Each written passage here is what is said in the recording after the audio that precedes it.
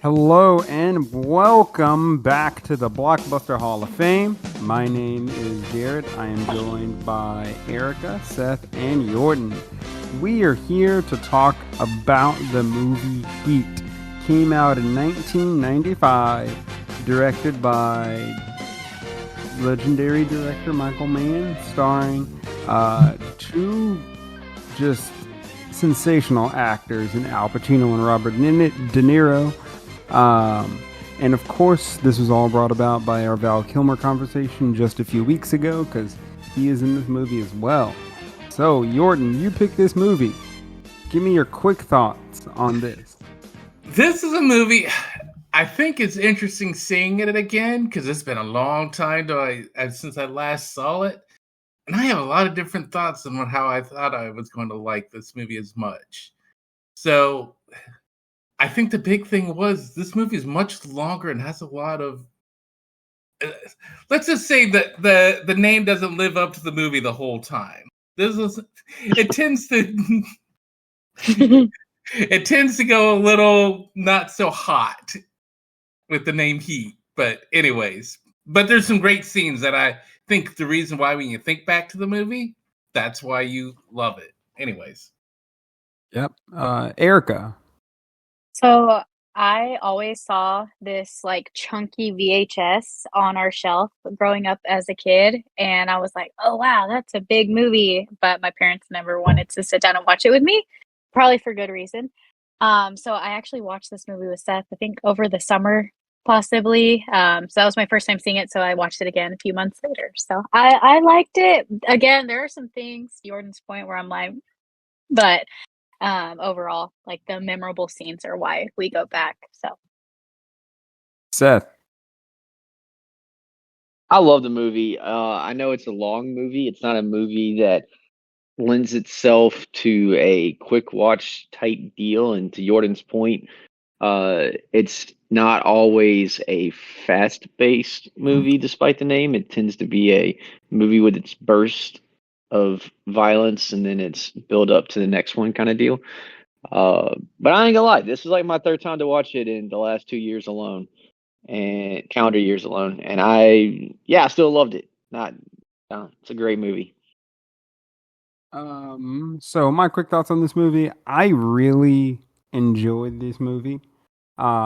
It does get a little bit long in the tooth, especially in certain parts of the movie. Feels just like, especially the way that it starts. It starts with the heat, and then you get a little long in the tooth. Then you have like some amazing dialogue throughout the entire movie, but then sometimes it gets. And I mean, like, obviously he directed this movie in '95, and then obviously released a few other movies afterwards, which we'll get into. Michael Mann, but then the whole Michael Mann of it is just like you could tell he directed it, and there are some scenes that are just like, come on, man, please speed it up a little bit. But no, just as good as the last time I watched it. So, speaking of Michael Mann, I'm not going to go over the two actors, and we're not going to do a Mount Rushmore of the two actors. We're actually going to talk about Michael Mann, because I want to get to the actors later. I want to give them their own burn. But with this one, with Michael Mann, thoughts and feelings, guys. How do we feel about Michael Mann as a director? I'll go through some of his movies at the moment. He directed Manhunter, which Seth brought up before we even started. Last of the Mohicans, which fantastic movie. This movie was his follow-up, Heat, in '95. Last of the Mohicans was in '92. This was in '95. The Insider, '99. Ali in 2001. Collateral, 2004. Miami Vice, 2006. Public Enemies, 2009. Black Hat, 2015. And Ferrari, that came out just a few years ago. So, Seth, give me your thoughts on Michael Mann.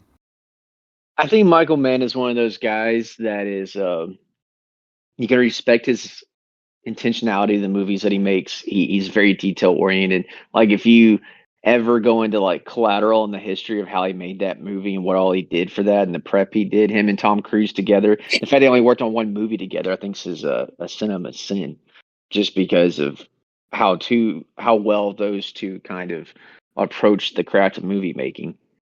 But that said, Michael Mann is the guy that when you watch like Heat and like Collateral, you're like, oh man, I want to watch more of this guy's stuff, and you expect him to have a filmography to like match those movies.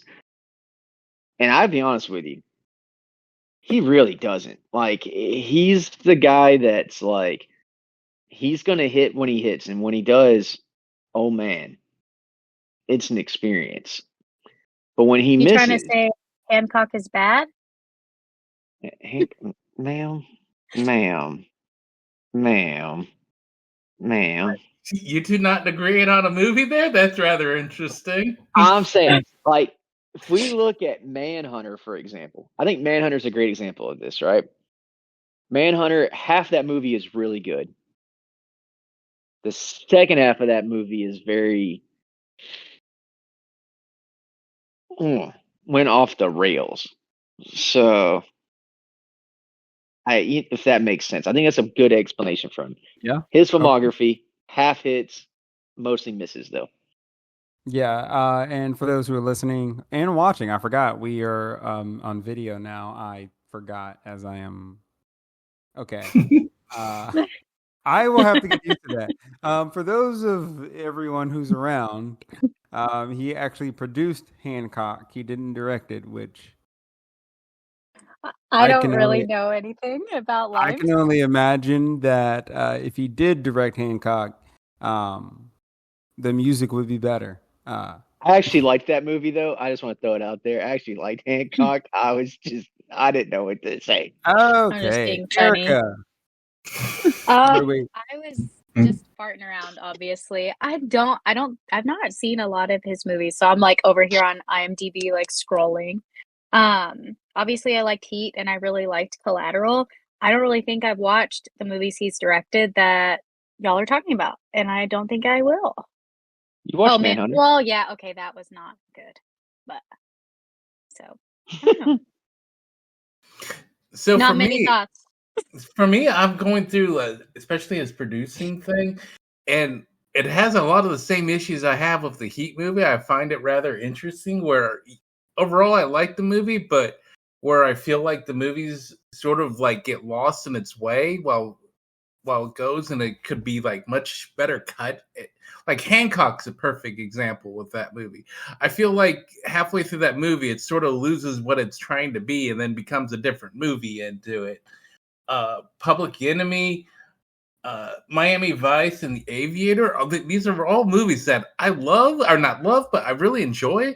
But there are definitely some issues that need to work out with the editing, and I just find that interesting looking at his producer credits on it. And I'm like, yeah, I just found it interesting that it's that same pattern for me for his movies. I love that none of you touched on Last of the Mohicans. I've only that's one of those movies I've only seen parts of, so I can't really have a full comment on that movie. Okay. Never Is that your watched it. pick? Okay.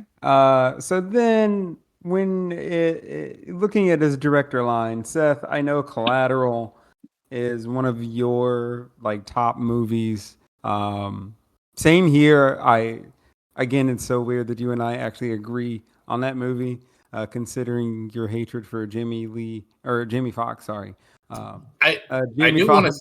but Tom Cruise is phenomenal in a movie, and you and I both unironically and ironically love Tom Cruise.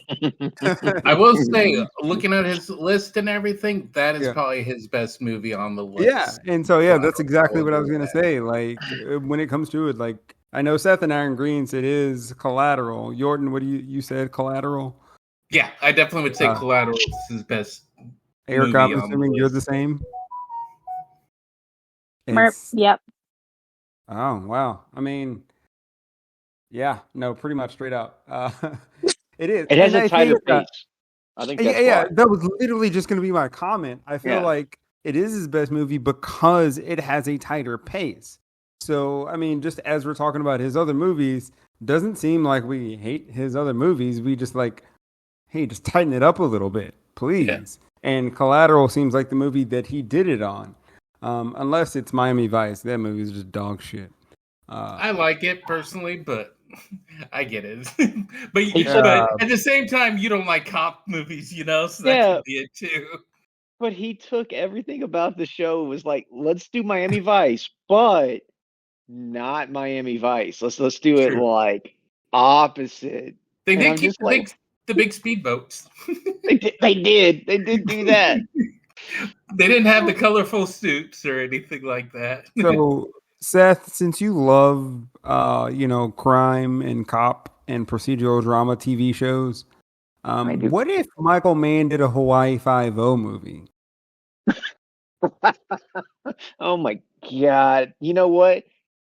That man would be crying his eyes out. No, it would probably be better than the TV show, but I would probably hate it still because I need y'all to understand. I absolutely love the show, and the only thing I hate more, and I'm talking about the redo show, like the most recent one. The only thing that I hate more about that show is how much I love it. Like, I hate that I love that show. So he'd probably make a better version. It would not be hard. That's a low bar to make better. But, like, I'd still hate it. I will say Hawaii Five-0, one of the best songs or intro music for a TV show. Oh, heck yeah. Top 5 for sure. Yeah. The only one that beats it from that time period is Magnum P.I. Oh, boy. Okay. So this movie, neither Al Pacino or Robert De Niro were nominated for Best Actor or Best Actor in a Supporting Role. So I'm going to go through very quickly the Best Actors who are nominated. I'm going to start out with the winner, Nicolas Cage for Leaving Las Vegas, Richard Dreyfuss in Mr. Holland's Opus, Anthony Hopkins in Nixon, Sean Penn in Dead Man Walking, Massimo Troisi in The Postman, Il Postino. Best Supporting Actor, Kevin Spacey in The Usual Suspects, James Cromwell in Babe, Ed Harris, Apollo 13, Brad Pitt, 12 Monkeys, Tim Roth, Rob Roy. So, with those 10 being listed, do we think that our lead actor in Al Pacino and supporting in Robert De Niro could hit that? To be fair, Seth might disagree. James Cromwell and Babe? Dude, yes, I 100% agree with that one. The Talking Pig movie? Yeah, he's the reason what made the movie so good. Yeah, the disrespect. That movie was good. I'm so confused. Yes, I am going to defend Babe right here. No, hold on. I'm upset. Going back to our Val Kilmer thing, you're going to tell me that Val Kilmer did not get an Oscar nomination for Doc Holliday, but James Cromwell got a nomination for a Talking Pig movie? All right. Valid. We might need to revisit Babe because he's the one that gives you all the feels for the movie Babe. Like the whole classic line, "That will do, pig." That's a great catch line at the end of the movie there. If y'all is having none of it. If y'all have been with us this entire time, Seth's irrational hatred at the moment does not surprise me. That's why I wasn't even shocked when he said that. That's what I was just stone faced. I was like, yeah, Seth would say that. I was going to say that's actually a solid list there, and two of the movies I haven't seen on that the best actors, but yeah, I agree with that list. I got some homework to do.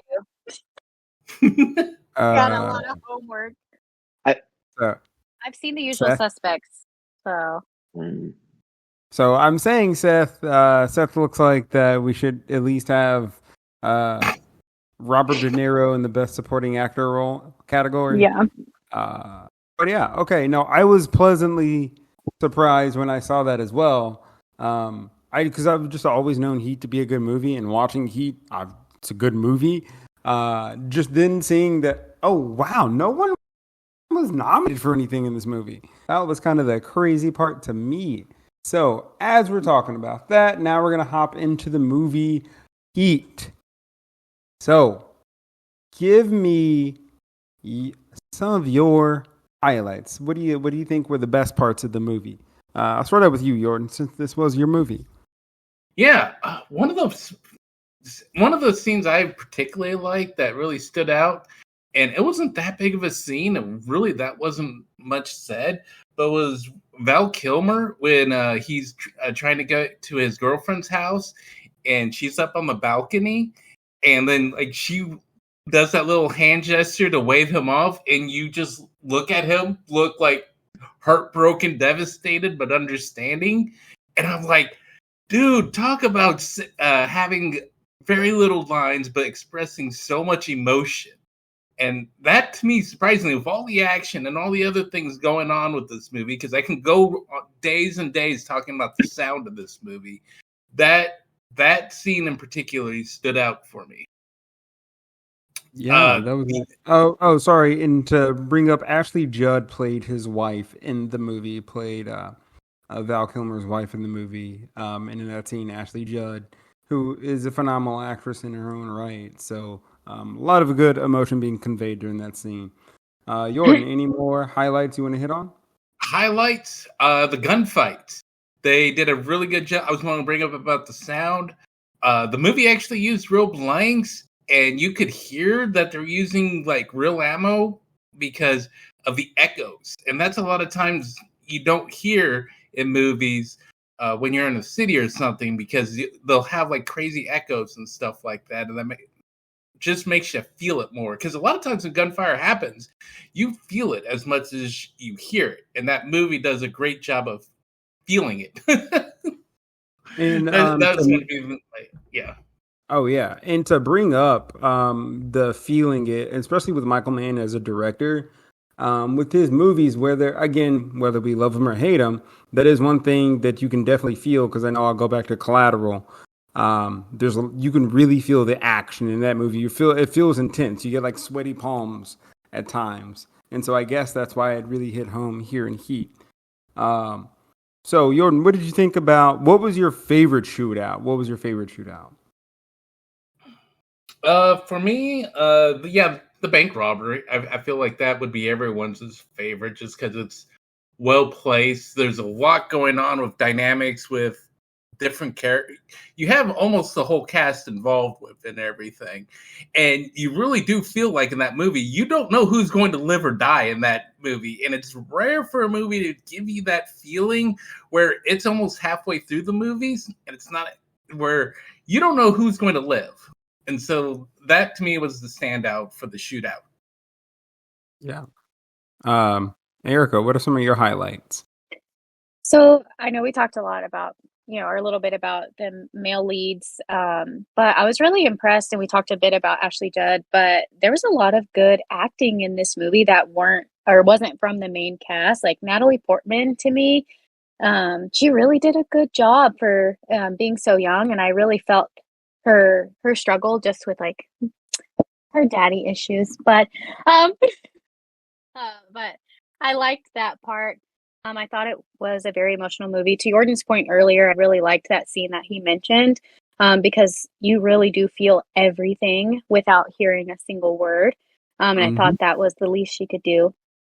And then I am very surprised that we didn't get nominations for at least Robert De Niro, because I thought he did a really, really good job. Probably the best that I've seen him, or at least my favorite acting I've seen him do.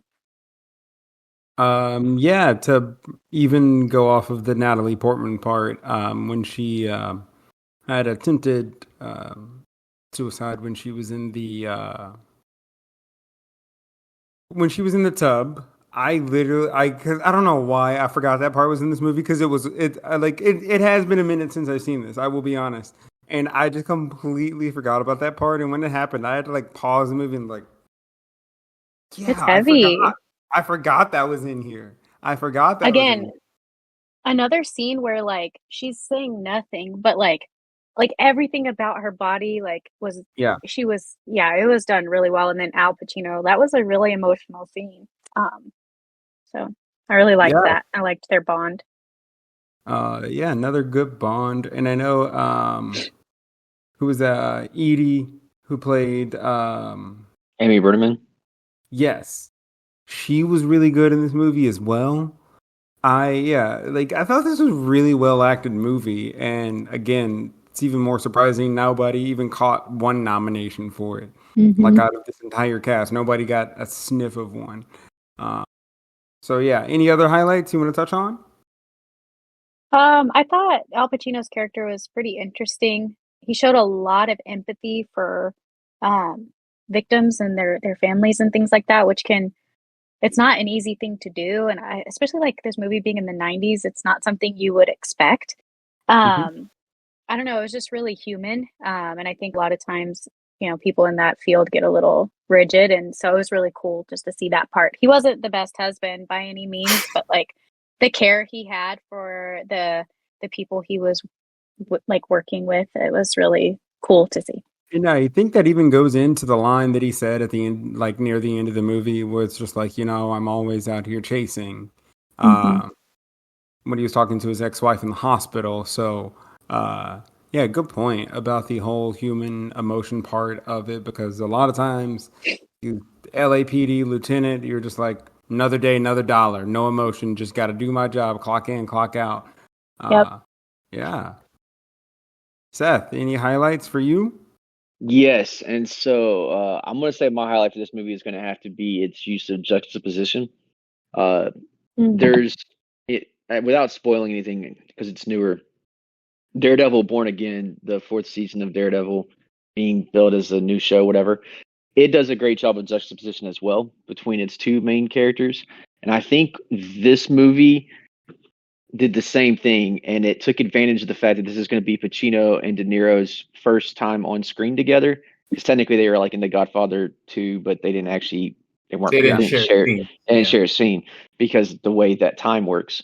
And so like with this one though, to be able to see them two together, you had these great moments of juxtaposition between the cops and the robbers, Nero, Pacino, and I think it really like this is where the movie to me thrived the most.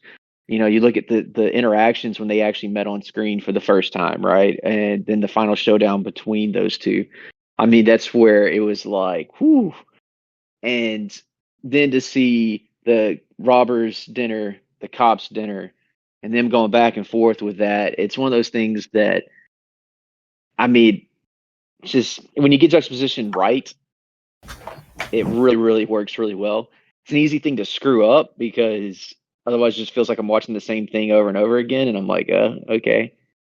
Or it just comes across as cringy, like, oh, okay, everyone's the same, double-sided coin. But when you get it right, it can be a very powerful tool. And so that's the one thing about this movie I think they did really, really well. And they don't take it too far. It like that the last time they have that juxtaposition is at the shipping container yard when he realizes, okay, yeah, we're the ones being watched at this point. And then that's when he goes and they have their meeting, right? It happens after that.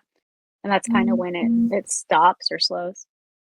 Um, and Seth, keep going with your highlights. Yeah, and so like I think when you're looking at some of the other highlights that we have right now too with it is going into Pacino. I'm gonna kind of play off Erica's for a second. She said this is one of her favorite roles, and while me and her were watching the movie, something I like to pull out here is that like I think Al Pacino got ruined by Scarface. Like I feel like that movie ruined him because like he did Scarface and he was like, oh man, this is who I am. And it seems like every movie after that had to be the bombastic Al Pacino rather than the subtle Michael Corleone Al Pacino, which I think is a better Al Pacino personally as far as acting roles. And so I was telling her, I was like, this role works so well for him because him being able to do the bombastic stuff fits this character so well. So it doesn't feel like he's, doing Scarface. It feels like he is actually doing the thing because Pacino's one of those guys that he just it just feels like he's doing the same character. Like he fell into the same character mold every single time he's in a movie. Like Eric, you remember watching the movie and was it Insomnia, the Christopher Nolan one Yeah, with something Robin like that. Williams? He played a detective, and he would just have these moments where he was just very big, bold, and brash. And I'm like, Yeah. he did it in The Irishman also. It's just it doesn't It's work all the unfortunate. But Scarface I was obsessed with that movie. You knew me, and end of high school, early college. I think I watched that movie like at least once a week. It's like a weird comfort movie. So while it may have ruined his acting for you, that movie was. Were you one of the people that had that poster in your I dorm? sure as hell did. I don't know who's seen my college apartment, but I had that in there at one point. Maybe That had to be one of the I don't most know. popular posters to have in college. Oh yeah. That I got and it at who is it? The Hastings. John Belushi wearing the college shirt from Animal Mhm. House.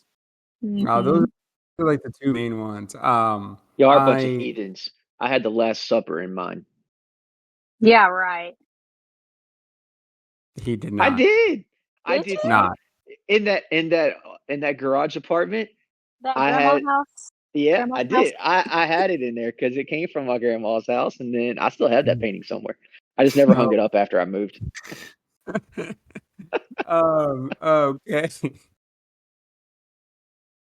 Oh my goodness. This is what happens when you're too familiar with each other. Okay. So, anybody else got any other final highlights before we move on to some of our lowlights? No, but can I predict one of Erica's lowlights?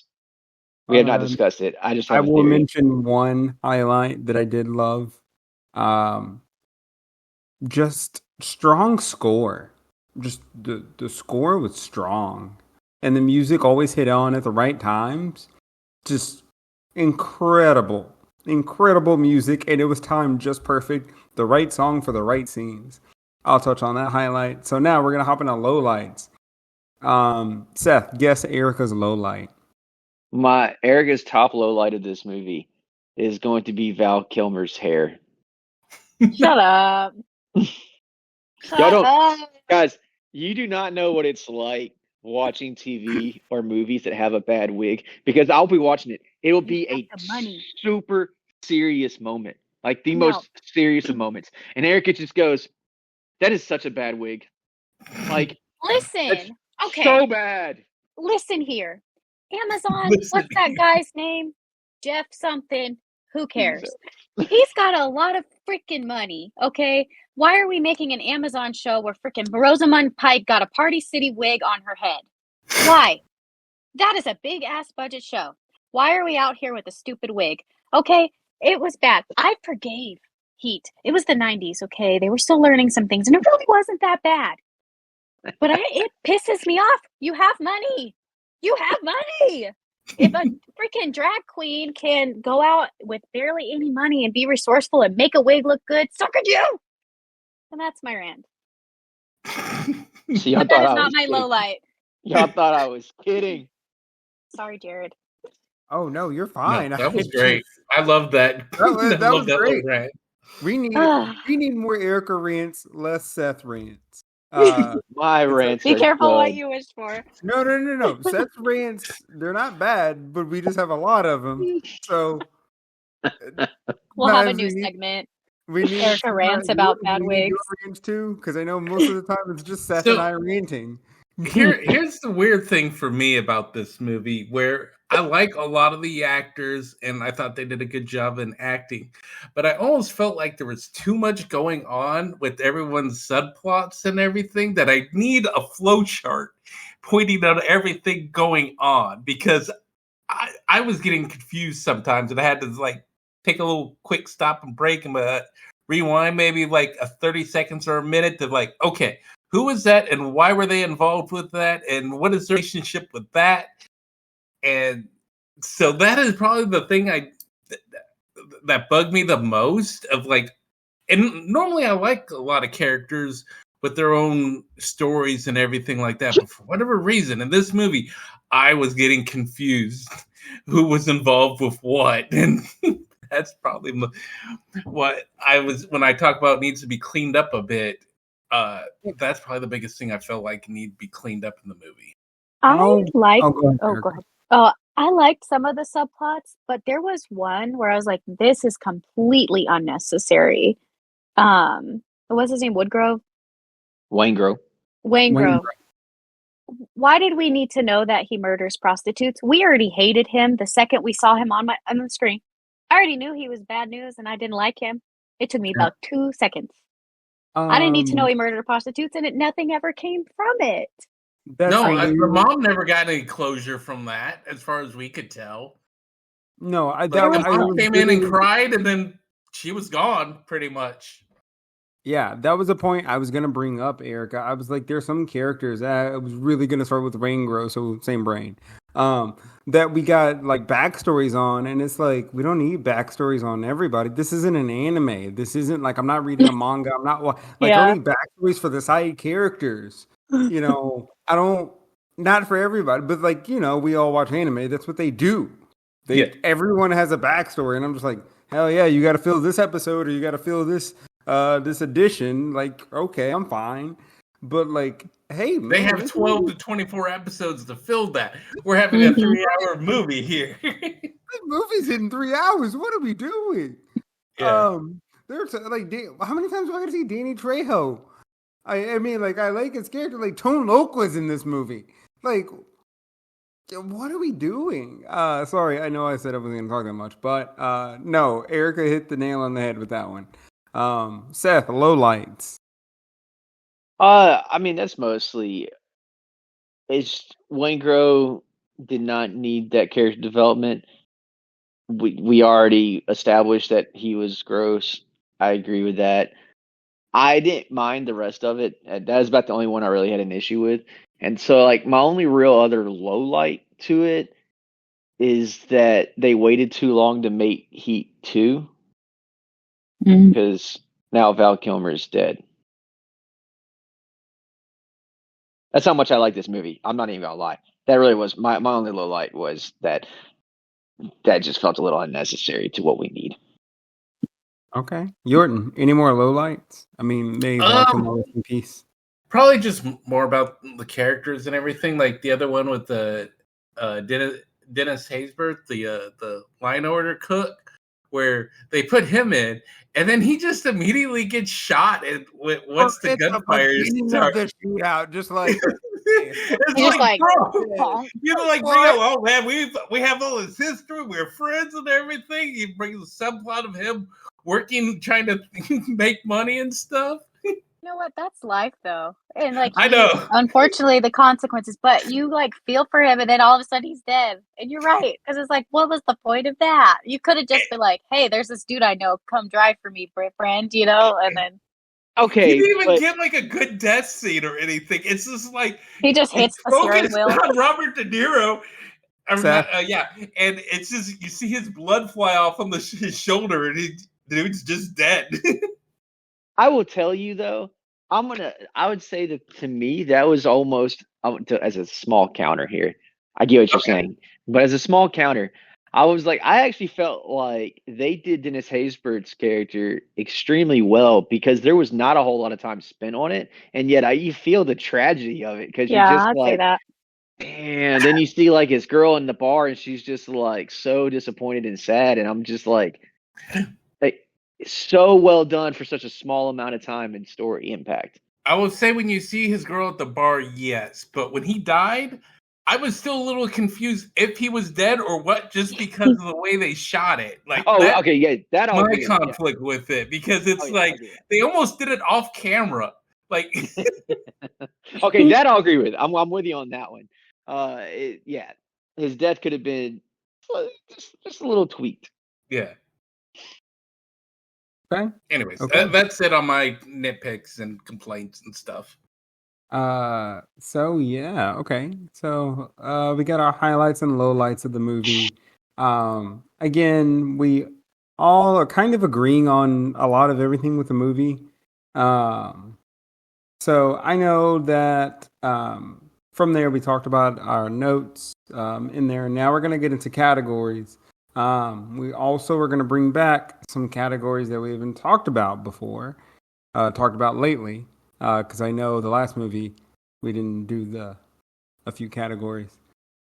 But when it comes to the best scene of the movie, outright best scene. So, give me your best scene, Seth Bracken. Seth. Coffee shop. I know. I know that this movie is known for its shootout, but that coffee shop scene between De Niro and Pacino, besides the cinematic history building behind that moment, they just delivered. I mean, that thing was tense. It was, I mean, like, here's my thing. Here's my like litmus test, I think, for stories of any kind. If you can make a coffee shop diner conversation between two characters without any overt threats, meaning like no one has a gun underneath the table or on the table, right? And you can make that like tense, philosophical, learning about the character, both characters. You learn more about both of them in that one conversation than you had the entire movie going into up until that point. I'm like, if you can do all of that and deliver an iconic scene like that, you're good. Even if you make shit movies after that, which he didn't, but even if he did, you're good. You can rest your hat on that scene because, oh my God, that scene was so good. I love that scene. Yeah. So that's my best scene. Erica? I would probably agree with that. I do think there was a lot of tension there, and it was like a lot of buildup leading to it, but the shootout was really cool, and that also had a lot of tension. Jordan said it earlier, like you weren't sure what was going to happen, who was going to die. So that would be like, that would be where I would kind of throw it to. But I do feel like maybe the coffee shop scene or the diner scene was like more impactful, more tense in a different kind of way. Jordan? You know what? I'm going to go with the scene that I mentioned earlier with Val Kilmer. Val Kilmer in this movie, like he doesn't really have that many speaking parts or anything in this movie. Like a lot of what he does and everything is just visual acting. And I just love that balcony scene. It just stood out to me being original and just really catch the feels. And so that to me is my favorite scene. Even though I do love the shootouts, and this movie's known for shootouts, I like the balcony scene better. So it looks like our winner is the diner scene.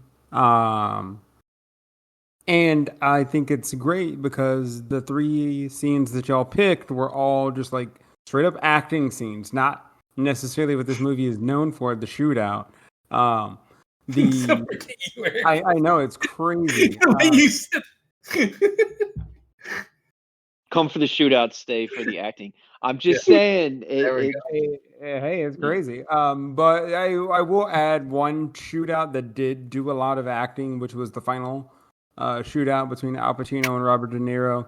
That was a good mix of both. But the diner scene is the winner. When Seth said that, I was like, I knew that's the thing he was going to pick. Yeah, that final scene did a great job with tension and playing with lights, which I loved. That was probably the best part of that one there, was playing with the lights and where you're focusing scene. Yeah. And I knew as soon as the lights came on, De Niro, I was like, you stepped out too soon. What are you doing? Oh, Seth, go ahead. Sorry. Speaking of this, I can't believe I forgot to mention this earlier. So Erica, we went to go see Revenge of the Sith re-release this weekend, right? And every time we watch it, at the club. Don't worry. No, she really was. She always has this moment. She's like, "Well, maybe Anakin won't this time. Like, maybe Anakin will, not go the dark side." Here's the thing. I found, apparently, because this is like my third time watching it in like the last couple years, and then fourth or fifth overall. Here's the thing. Oops. I have that feeling for her when Neil takes the phone call from like Nate, and he's like, "Hey, I probably shouldn't even tell you this." I'm like, "Dude, just go on the airplane, dude. Don't go. Just keep driving. Don't." And then every time he goes, like, "I just gotta take care of one more thing," I'm like, "No, you don't have to, Neil. You don't have to. You can keep going home. Like, just leave. You already have her. You won. Go home." And he never does. So Erica's really waiting for Disney Plus to do a what if. What if Anakin saved Mace Windu and killed the Emperor instead? Honestly, I'm over here like, maybe I'll write a fanfic. Hey, on that note, back to Heat. MVP of the movie, Seth. Man, okay, this is gonna hurt my soul for different reasons, but I'm gonna have to say Robert De Niro. Ooh, tell me. I want to hear why. So I say it hurts my soul because I think De Niro's, with love and respect to his career, slightly overrated as an actor. But I think he hit all the parts that he needed to hit to be the threatening, the masculine, the intelligent, the dangerous without ever needing to do bombastic. And he had these little mannerisms that told you about his character without actually telling you about his character, right? Which is partly costume also as well, but it was also his delivery, his body language, and things like that. You already talked about this a bunch, with the body language and body acting of Val Kilmer, but it was in all the cast. Val Kilmer probably did the best job, and I'm just not counting him as a main character. So I'm putting Robert De Niro and Al Pacino really as my two only options for MVP outside of like Michael Mann, but I don't think this is one of those type of movies where the director gets it. So I'm going with De Niro. Erica? It's hard. Because I do think that Al Pacino did a really good job in this movie. But I do know what Seth is saying. Like, he was just kind of being Al Pacino. But I feel like there were softer sides to him in this movie, which showed that he is, does have range. He just doesn't really choose to use it in his acting now. But Robert De Niro, like I said earlier, I think this is like his best acting to me of the things that I've seen. So it's a really hard pick. I'm gonna go with Al Pacino. I'm gonna pick him. This is Robert De I feel Niro's better. best acting. You didn't watch Meet the Parents? You didn't watch Meet the Parents? Listen, it's just different. It's different. I don't know. Wait, what? Al Pacino's best? Meet the Parents. That was De Niro. No, that's what I said. Oh. I know.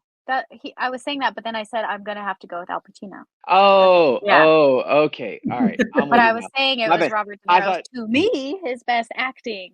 Monday. My bad. No, I was kidding. I'm sorry. I was trolling you this time, Eric. I'm sorry. Okay. Jordan, best or MVP? I sort of wish I could give it to Michael Mann because there's a lot of things I liked about the movie where he did with the director, but also the things about the movie that I don't like about it is director's fault. And so I feel like I can't give him MVP. So I'm going to have to go, while Val Kilmer, I did love his acting and everything in this movie, he wasn't in it enough that I feel like I can give him MVP. So I'm going to go with Robert De Niro because out of everyone, he had this is his big storyline and everything, and he's pretty much the MC. This is the main character where the main character is the bad guy, I feel like, with this movie. And I am definitely going to go with Robert De Niro. Okay, so looks like our winner is Robert De Niro. The most valuable player. Kind of feels like giving MVP to Jason Tatum at this point. Yeah. I don't get the reference. I guess this is a good one. No, it's just like it's a great team, but it's just like if we gotta give it to somebody, that's what it kind of feels like. Because there are a lot of good people we can pick. They just probably weren't in the movie enough. Because again, when Erica brought up Natalie Portman, even for her brief skosh, she crushed it. Ashley Judd did a really good job. I think we would be hard pressed to say anyone did bad in this movie. Yeah, no. So that's why I'm like, it's just a great cast, a great put together. So it's like, it's literally just, I guess I got to give it to Jason Tatum because technically he is better, but this really does have a good. Dude, I hope the casting director got a major bonus for this movie because he did really pull out an A-list group of actors in this movie. Yeah, no noms. That's the crazy part. So again, I'll stop making Celtics reference because I hate the Celtics. But I just don't understand NBA. So I'm like, okay. Jordan, you talk about MLB and fine. NHL, but when you guys talk about NBA, I'm like, oh. I Pacino was just is. about to say, speaking of NBA, six man. Who gets the six man in this movie? Yorton, we'll start off with you. I have to give it to Val Kilmer. As much as I talked about him, I have to back up my words, and I have to give MBT to Val Kilmer. And he's the whole reason why we picked this movie, too. All Yep. is. Period. So here's the thing. Val Kilmer is objectively, in this movie, his character, Chris, is objectively a terrible person.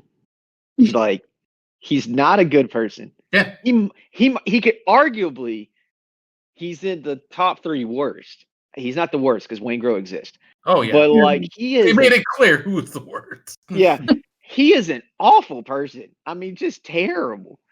And yet, as a testament to Val Kilmer's charm, and I love it when movies and stories can do this, can make me actually care about a person who's objectively a terrible person. Not in the sense of like I'm rooting for them, but like I still kind of like them. Jack Torrance, the character in The Shining, the novel, not the book, is my ultimate example of this. Like objectively a terrible character, but yet, man, my heart breaks for him, right? Val Kilmer, because of his charm, my heart breaks for him at the end of this movie, like what you in this scene what Jordan was talking about, right? And even though he's objectively a terrible person, by all accounts, I should be like more upset that she like didn't give him up because I should want him to be captured. But at the same time, I'm like, oh, I'm glad you did it. And also at the same time, ouch. And like, this guy is not good. He's not a good person. But yet Val Kilmer played him so well and made him and humanized him in such small moments that made you feel. And so, yeah, Val Kilmer's six man. I think if we got more Val Kilmer, he probably would have been MVP. But it just, Yeah. he didn't get the minutes. Should have cut out the Wayne Grow stuff. Added more Chris stuff. Come on, Michael, I man, mean- put me in. Let me hit the books with you, man. Let me hit the books. Let me hit the script. Can you imagine how many hours of tape they have with all these random backstories? I bet there is like a fully fleshed, like 30-minute episode that you could have. No, I need each of the characters. I That's need what Heat 2 is all about. Apparently, our main audience will understand this. We need the Heat OVA. That's what we need. Here's what's funny. The movie, I actually double checked to make sure. Did I watch like a special edition, like directors or some sort of cut? Because of how much stuff I felt was in this movie. So I do agree with you. There is probably some sort of like 5-hour total cut of this movie that they made. There's an Ultimate A Justice Collector's League, if you will. Edition. It's a 4K HD. It's a director's definitive edition, but it doesn't really say anything about like runtime or what was added. It just has like some legacy material, so I don't know if it's like adjusted the length or anything. So and then it sounds like he edited one scene. Like it's a lot of behind the scenes stuff, not actual like things that he left on the cutting room floor. So, Well, Heat 2 will go into Chris's story, just for the record. Goes into the prequel and future. So, Austin Butler. Oh my goodness, Seth, I was not ready for that one. Wait, it's real. Wait, you know I'm not Yeah. kidding though, right? You do know it's real, right? Really? Oh, Yeah, Yeah, he Austin too. Butler Michael Mann- is gonna play Chris. Yeah, Michael Mann just turned in the script. It's there's a novelization of his initial script for Heat 2 that's already been published like 2 years ago or 2 or 3 years ago.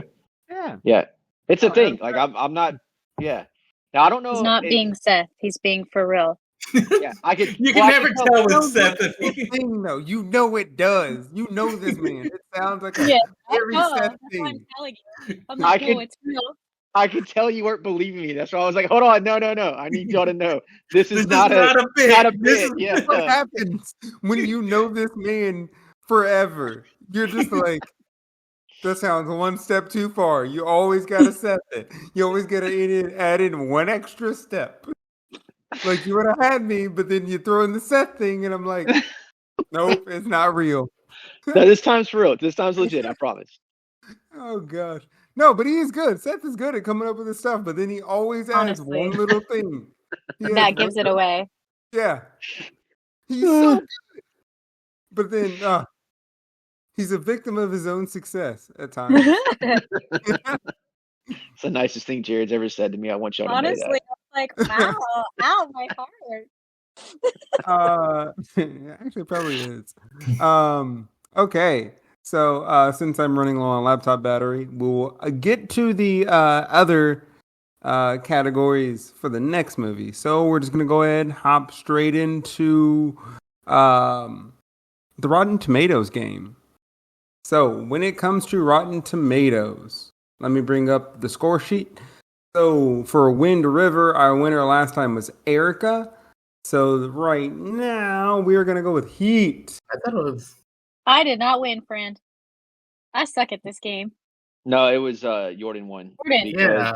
Oh, Because I did thought type he it said in? 80. I said I 90 mean- is 87. I was like, how the hell did he win with a 7+ difference? It was 85. So We can pretend I won. Oh, no. Sorry. I was reading my own math wrong. My bad, because I'm doing a spreadsheet. I did my own spreadsheet wrong, or read it wrong. Erica, you lost. I lose every freaking time. why'd you say it like that? Erica, you How lost. dare you deceive me by not Like, doing You anything? lost. I deceived myself. Jesus. There's 3 people playing, and you got pointed out as the one who lost. How dare you deceive me, Erica? I did it to myself. My Anyways, all right, let's get to picks here. All right, Erica. What did this get on Rotten Tomatoes and why? 86 because they're gonna think that it needed to be edited a little bit more. Strong movie, but could leave some more on the floor. 86. All right. Seth, what did this Throwing- get? I'm going to go high. I'm throwing Hail Mary. I'm just going to go ahead and say it. I'm going to say 93. Oh, I think this 93. movie was beloved, well received, well respected, well everything. Even though it didn't get the Oscar love, I feel like people were enamored with Pacino and De Niro meeting for the first time on screen. I feel like that is a cinematic event that was the 90s version of Endgame. And so like I'm going 93. so that's a really interesting pick number for you because I was about to go 82, but you left me enough gap where I'm going to go 90 and risk it for the biscuit because I feel like that's a nice slide in there between the two. I almost went Uh, 92, but I was like, that's too close to Erica. I'm going to go ahead and go one more. So, this movie for the audience got a 94. Almost got it Ooh. for the Dang. audience score. Man, y'all were in lockstep. You and the audience, you and just the collective. That's what I'm known but for, my collective group thing. Shut the Kind fuck of up. awful. So, this movie got an 83 Yeah. on Rotten Tomatoes. So, Erica was our you were winner with so 86. close. I know. I If won. Jordan knew That's it- why I was risking it for the Jordan was biscuit. I bailed. just yeah.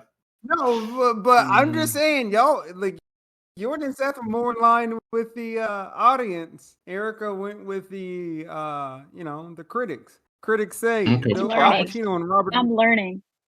though Al Pacino and Robert De Niro share a handful of screen minutes together, Heat is an engrossing crime drama that draws compelling performances from its stars and confirms Michael Mann's mastery of the genre.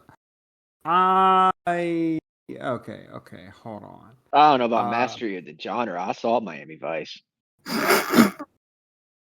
So I just gotta I want to look through some of the negative ones just to see what people were kind of like thinking. Yeah, because Uh, 17% off from 100 is kind of crazy. I'm just saying, like that's uh, kind of it has to be pace. It has to be pacing. Like the Yeah, I length. feel like that's really the only thing that would drag it down. It was like even the pacing.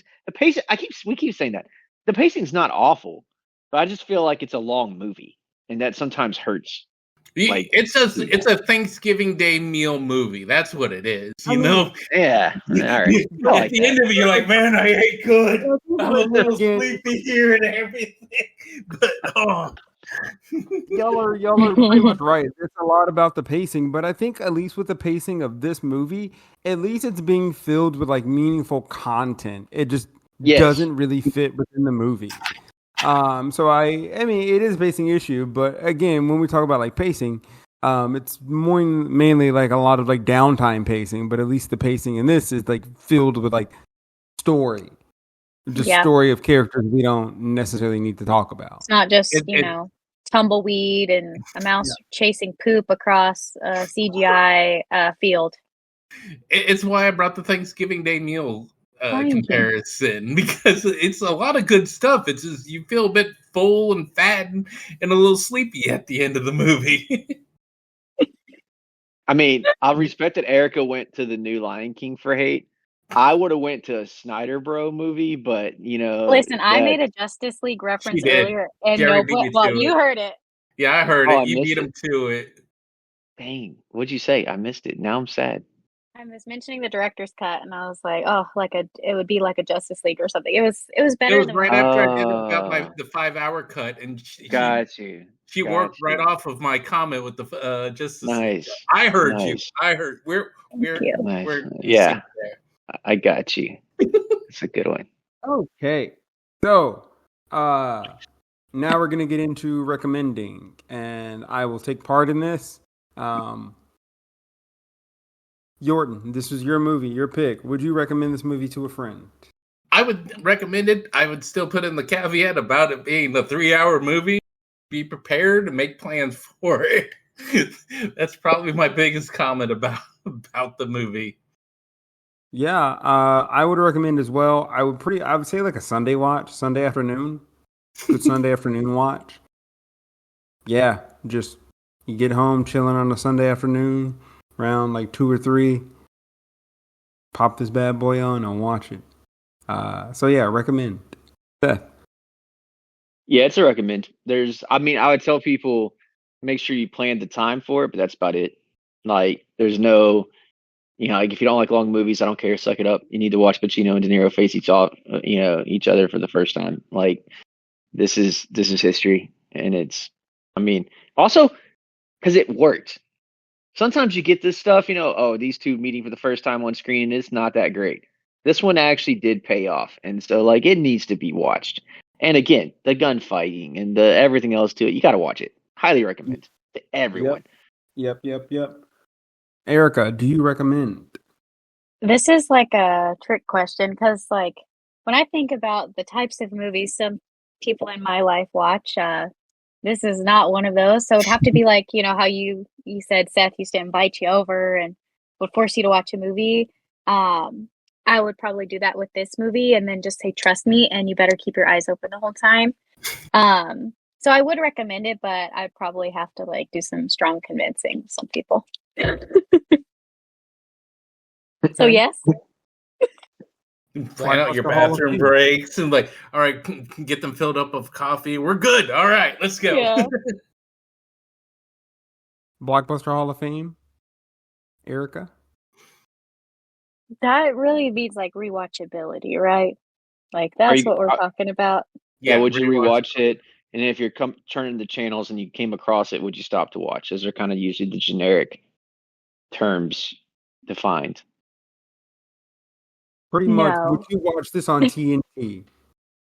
I mean, it's hard because you add in the commercials, you're going to be there for a decade. Yeah, but the TV cut is also terrible. Notoriously. This is hard because like it is a great movie. I just don't think for me it has a lot of rewatchability. Even though I did rewatch it within 6 months, it's just because there's so much content that I couldn't just like rely on my memory. So maybe I'll be the minority here. Probably will be. So I'm gonna say no. Oh, I'm scared. Seth, yes, I've rewatched it 3 times in like the last year, and I'm down with watching it again in a couple months. Oh my god! I On love the your movie. own. I ain't gonna lie. I love the. No, Erica's gonna be watching it too, and when she does, I'm gonna text all y'all to let y'all know. Look at that. Look at who's rewatching it now. All right, Miss No Hall of Fame. Hold Anyway, your gun to my head. Okay. So, Yorton, I guess I'm I'm gonna gonna get me canceled. put it up to you before I give mine, because you may. I don't know if you're So how don't you're gonna worry, go. Erica. You're not the only one that's not going to put in the Hall of Fame. If I could get like a nice clean 2-hour edit of this movie, doesn't even have to be an hour and a half. A nice 2-hour edit of this movie, I feel like I'd be watching it all the time. But like I said, we can't have Thanksgiving Day meals every couple of months, or I would definitely have to hit the gym a lot more. So yeah, it's not going to go on my Hollywood or my Blockbuster Hall of Fame, but I still enjoyed the movie. Yes. Two things. Number one, Yorton, that was a fantastic reference and joke callback to your Thanksgiving dinner. I actually like that. Number two, Seth, you're on your own, buddy. No Hall of Fame for me. This movie is phenomenal. I'll watch it probably. It's Hall of Very Good because I'll watch it every other year. I'm just not Hall of watching Very it every Good. year. New category. No. I will watch it every other year. It's just This not is Street every Fighter. year watch. This is Street Fighter 2.0. I'm just No, want I y'all was to know that. I was defending Street Fighter. No, Okay, to Ray, be clear. Ray let me convince him on I the know. Street Fighter was I an Hall of Fame movie. That's my first appearance, so I didn't feel proper in arguing fully for it. That is the Barry Bonds of movies. Hey, Not that even That Hall was of your Fame. that first is movie. the worst That was your- movie that these eyes have ever seen. Okay. How dare you, sir? How dare This you? movie gets a unanimous recommend, but it does not go into the hall. Bummer. And it's a Pete Rose of movies. Congratulations. You Uh, Pete Rosed it. All of you. You're going to have to answer for your crimes one day. I think You're I think ridiculous. we'll be fine. No, he I'm didn't. going This to be movie hearing didn't about break any this. rules for us to kick it out. Seth. Oh, quickly, Seth. Oh, yeah. So here's the next movie. The next movie is I wanted to go to a shorter movie since this one was so long. And it has a great cast. It stars Austin Butler, Sydney Sweeney, Mikey Madsen, Maya Hawke, Margaret Qualley. It's anchored also, Heat Connection, has Al Pacino in it also. So it's a great movie. It's directed by a director I find to be overrated. But overall, this is probably my favorite work of his. And we're going to be watching Once Upon a Time in Hollywood. Okay, I don't think I've seen that one, so be interesting to watch. Okay, catch us next week for Once Upon a Time in Hollywood. We'll see you guys later.